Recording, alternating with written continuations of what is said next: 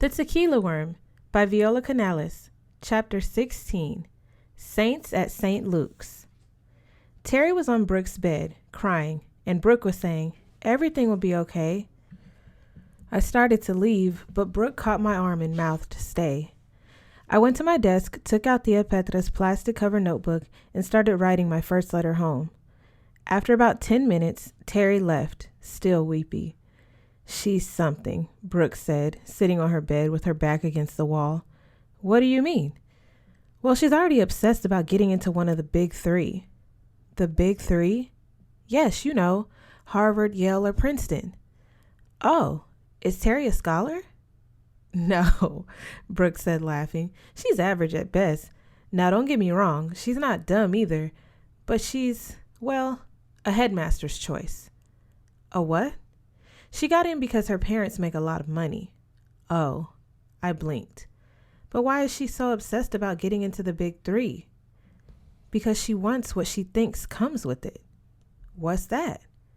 "Privilege, money, power, her wedding in the New York Times social pages, all that."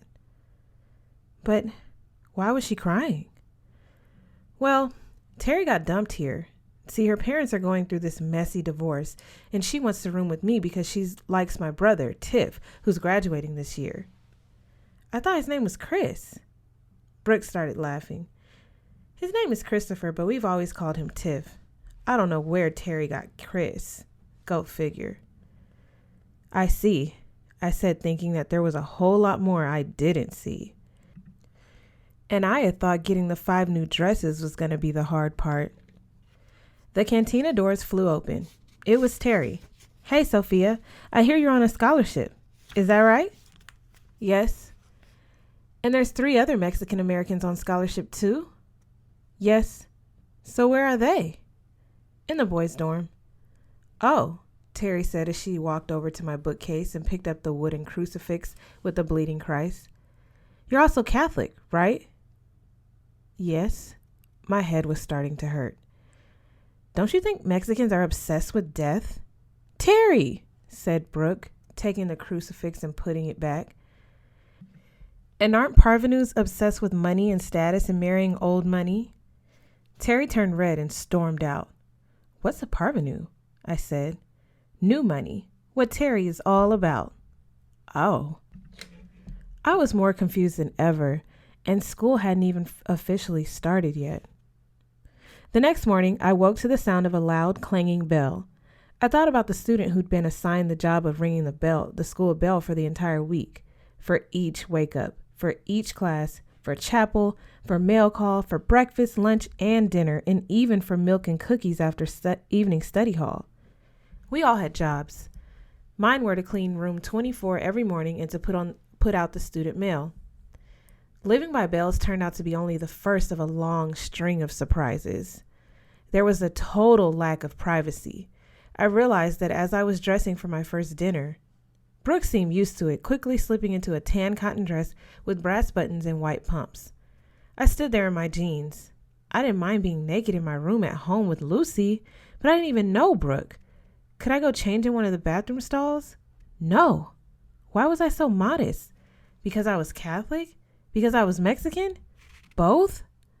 The bell for dinner started clanging. "Sophia, aren't you coming to dinner?" Brooke said. Yes, I was just wondering what dress to wear." She looked into my closet. "How about this one? It's gorgeous." "What, the bed sheet?" "Okay," I said, laughing. I changed in a wink. While walking to the dining room, Brooke said, "That's such a pretty dress, really. Think I can borrow it?" "Oh, sure." I couldn't wait to tell Berta. A seating chart was posted outside. I was at table 9. The long table stood by a window overlooking the Colorado River. There were 4 chairs on each side and 1 at each end. I stood by a chair as others did. Then Marcos walked over. "Sophia, are you at table 9 too?" "Yes," I said, smiling. I hadn't seen him since suffering through those tests in Harlingen. Marcos looked like Felix the cat in his dark coat and tie. He already resembled a cat in his quick and light-footed ways. "Terrific. Is Mr. Smith your faculty advisor too? This is his table, you know." "Yes." A chime sounded. Students and faculty hurried to their seats. Mr. Smith took his spot at the head. He was tall with curly black hair. His wife took the chair at the other end. She was wearing a suit and an elegant silk scarf. Our table had 4 boys and 4 girls, and Marcos stood next to me. The headmaster said a prayer. Then everyone took their seats. The table was set with linen, silver, and china. The food was brought over on a big silver platter, steak, and everyone got one. I had never eaten a whole steak before. I remember Papa saying, "Sophia, beans are better than any steak." I miss Papa's beans, but the steak was really good too. "Sophia, how was your summer?" Mr. Smith said. Silence. "Excuse me, Sophia, I was asking about your summer. Charles here spent it biking in France." Charles was blond and tanned, and he was staring. Fine. It was fine, Mr. Smith, thanks. Imagine telling them about the cucumber shed." Mr. Smith smiled. After supper, Marcos walked me to my dorm. I started laughing. "What's so funny?" "Well, when Mr. Smith asked about my summer, I was about to say that I'd spent it sorting cucumbers at a packing shed."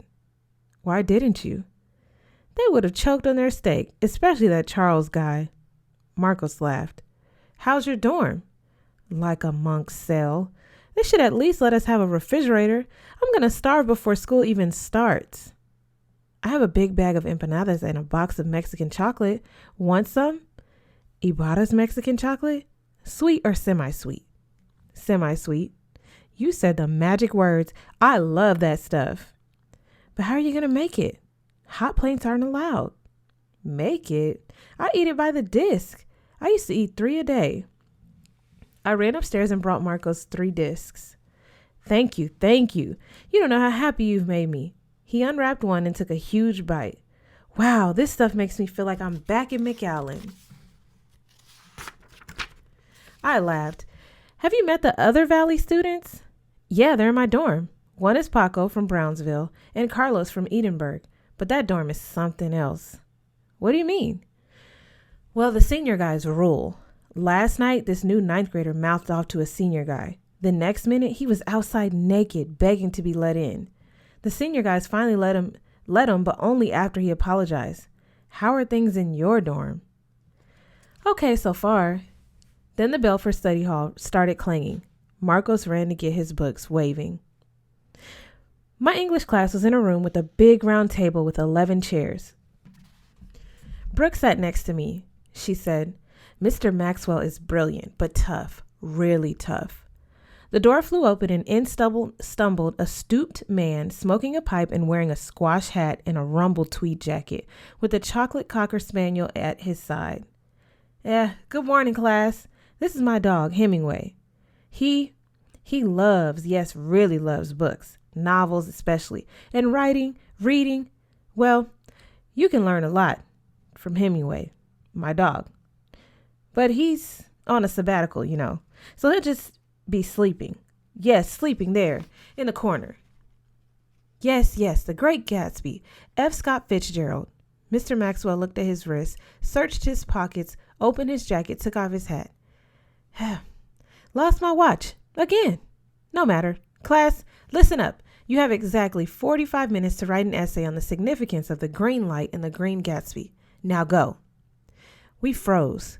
I must have turned as white as a ghost. Then in a split second, notebooks snapped, papers flew, pens popped, and the class tore into writing. My heart pounded. My adrenaline pumped as I wrote. I felt terrified and electrified at the same time. "Stop," Mr. Maxwell said. The bell started clanging. He reached into his jacket pocket and pulled out a dog biscuit shaped like a bone. Hemingway started chomping. "I'll grade these tonight. Get them back to you tomorrow. Tomorrow's assignment is to read The Lighthouse, Virginia Woolf." He took the papers, rolled them up, stuffed them into his jacket pocket, and slammed his shoulder into the door frame on the way out. Sports were another surprise. It was field hockey term. Monday through Friday from 3 to 5 in the afternoon, we whacked each other's shins, knees, and worse with those blasted hockey sticks. I was black and blue all over. Brooke and I were getting along well off the field. but there were times when I wanted to slam her with my hockey stick and kick her even harder. She was good, but too often she ran with the ball when she ought to have passed. We lost our first game because of her. At practice the next day, Brooke did the exact same thing. As we were dressing for dinner, I said, "Brooke, why don't you ever pass the ball?" "Sophia, your problem is that you always pass the ball. How do you plan to ever score, to stand out?" That night, Brooke slept soundly while I stared at the glow-in-the-dark rosary. I thought about how much I missed my family. Papa, Berta, and even Lucy would have passed the ball. That was how teams worked. That was what I'd been taught. I glanced at Brooke. She was nice and all, but we'd never get as close as I was with Berta. Chapel was different too. When I entered for my first weekday service, I found not only no Virgin of Guadalupe there, but no saints either, not even St. Luke. There was only a thin wooden cross hanging suspended at the front. So this is the main difference between being Episcopalian and Catholic? I thought. Imagine my shock when I walked into chapel for Sunday service and found my Virgin of Guadalupe all lit up at the very front of the chapel. When the Episcopal priest walked up to begin the service, he immediately unplugged her and hid her behind a big plant on the floor. An hour later, I was summoned to see my advisor, Mr. Smith. "Sophia," he said, smiling, "is this yours?" I wanted to die. He flipped the plastic Virgin over and pointed to my name in big black letters on the bottom. I mumbled, "Yes, sir, she's mine, but I have no idea how she got into the chapel." Mr. Smith smiled again and handed her back to me. "Sophia, try keeping her in your room." A week later, the chipped saint made his way into the chapel. He was soon returned to me, as were eventually the votive candle, the glow-in-the-dark rosary, and the guardian angel, who took turns appearing at Sunday services. This was even after I'd put them all back in the box and then hidden them inside my suitcase. I missed my room altar, especially at night when I thought of home most. I like looking at the glow-in-the-dark rosary and remembering my last birthday. I especially missed Lucy and hearing her giggle at the crazy stories I told her before going off to sleep. I wanted to kick whoever was taking my saints. This was worse than when our dorm woke to find every single one of our bras missing. We later found them all hooked together and fastened across a classroom, with mine being the only ones bearing my name in bold black letters, something my ma had insisted upon. One afternoon, I went into my room and found Brooke and Terry arguing. Terry was bright red and Brooke was holding a piece of paper. A bottle of tequila stood on my suitcase where my room altar used to be. I froze. I could get kicked out for having liquor in my room. "Come on, Terry, apologize to Sophia or I'll tell her and everybody else, including Tiff," said Brooke, staring at Terry. "Tell me what?" I said. Terry kept her eyes fixed on the stone floor. She was turning redder and redder. "Okay, here, Sophia," Brooke said, handing me the paper. Terry stormed out. I took the piece of paper and read it, then reread it. "Everything from Mexico, including tequila, has worms. So why don't you and your morbid saints wiggle back across the border?" Brooke said, "I'm really sorry, Sophia. It was Terry's idea of a cool prank. One she thought would make her popular, but it was just as dumb as she is. Don't take it personally. She is just mean, mean, mean." I walked over and picked up the tequila bottle. I shook the bottle and stared as the white worm slowly settled back to the bottom. So it had been Terry all along. The one who'd plugged in my Virgin at Sunday chapel and later made all my other santos appear as well, rooting around in my things. And now this note? I started to laugh, remembering Taco Head. Time to kick Terry's butt. I took a deep breath, crumpled up the stupid note, and then kicked it across the hall to Terry's room.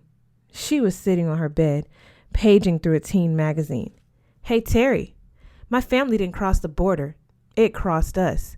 We've been here for over 300 years before the U.S. drew those lines. And here's a little secret. Only a bottle of mezcal has a real worm inside." I dropped the bottle next to her on the bed. I went back to my room and took down my suitcase. And Brooke and I put all my santos back on my bookcase. News of Terry's mean prank was all over campus the next morning. She found her mailbox jammed with hate mail and had to report to the headmaster. I found a card from Marcos in my mailbox. Sophia, you kicked that girl good. And for all of us. How about kicking the soccer ball with me on Saturday? And please bring a disc of your Ibarra chocolate. We can share it and dream about being back in McAllen. I smiled. As mail monitor, I just kept kicking hate mail into Terry's box, enjoying it more and more.